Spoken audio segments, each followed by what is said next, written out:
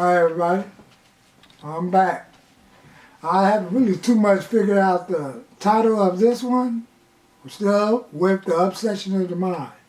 You know, like if you go to any of these fellowship meetings or anonymous meetings, 12 steps meetings. But now I want to put another spin on it. Like, you know, I want to talk about why is this caution tape around my head? Poison, do not enter. This is like if I had something like this on my head every time I got out of a treatment center, I probably would have been sober from the first program or in treatment center that I was in. See, because this represents that,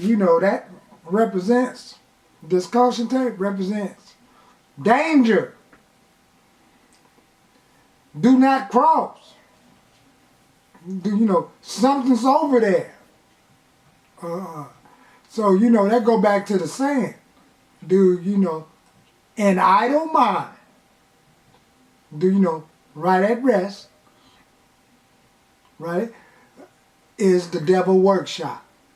That mean when you're an alcoholic or just anybody in any type of situation or factors, or an addict, and I don't mind that you're not putting nothing into it positive to get you to go forward, is the devil workshop.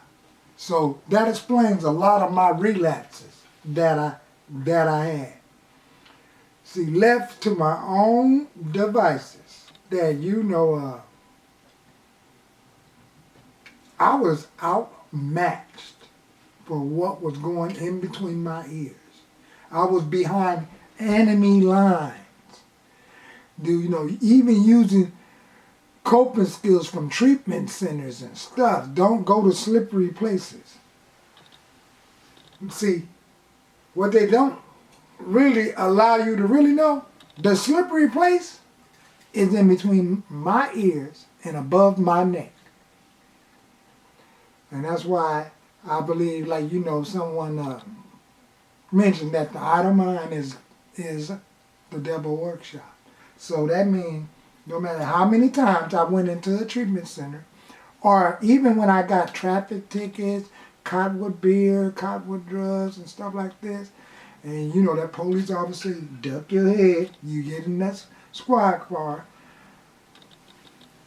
Now I'm separated in the squad car, knowing, wow, I don't know when the next time I'm going to take me a drink or alcohol. My mind is in an idling position. When you're in a treatment center, my mind is in an idling position. When you're in jail, my mind is where? In an idling position. When you get 2 or 3 jobs trying to avoid drugs and alcohol, overeating or over shopping, my mind will still be in an idling position. That gives the opportunity for the enemies to go. Me, the self in me, the isms in me, the I self in me, the alcoholism, the crackaholism, the cakeaholism, the chocolaholism, the compulsiveholism, the gambleholism. The I, the self in me, is one of those quotes that they say right in these various fellowships too. The codependentism in me. I even attend some of those meetings in my early recovery because I said I'm codependent because I have found myself every time I got sober doing things that I so-called thought was people pleasing. But I'm going to share about that when I get to the unmanageability. Writing these steps. See, the unmanageability, it's basically on the spiritual side, but we're on the mind. This is the foundation up under the circle and triangle that basically is saying that from the places where I came from, What was I treating my mind with? Let's see. Treating my mind with Jack Daniels,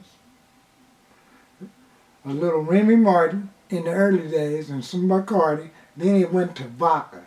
Then it went to Fleshman vodka, real cheap, nasty vodka. And then, I started then I graduated towards all other kind of drugs. Marijuana, homegrown, it didn't make no difference. People that sold me oregano and things like that. But see, this obsession in the mind I have, that's not an excuse to stay stopped. So, this obsession, even when I had time away, it always did something to paint a real colorful picture. Behind enemy lines, I will walk up here all by myself. I don't mind, won't share none of this information with no one. If I do share it with someone, I may pray about it. Didn't tell nobody I prayed to God about it. But was I praying to God or was I praying to self? The I, self, and me. So, and usually, the I, self, and me was always a selfish and self-centered decision. That's what the obsession in the mind really looks like. So, that so-called people-pleasing, no, I really always wanted something to compound on, because this obsessed notion that I'm up here having is that one day, somehow, I'm going to be able to control and enjoy life with drinking and drugging. So the slippery place, the program, when they say slippery place, they mean like, those alleyways, those vacant houses, those back of the liquor store, the front of the liquor store, panhandling at 6 p.m. in the morning. Those are slippery places. But what slips me up to go to those slippery places is something within, above my neck and in between my ears, my mind. The slippery place is so smooth, so cunning, baffling, and powerful. We read this in every meeting. That's part of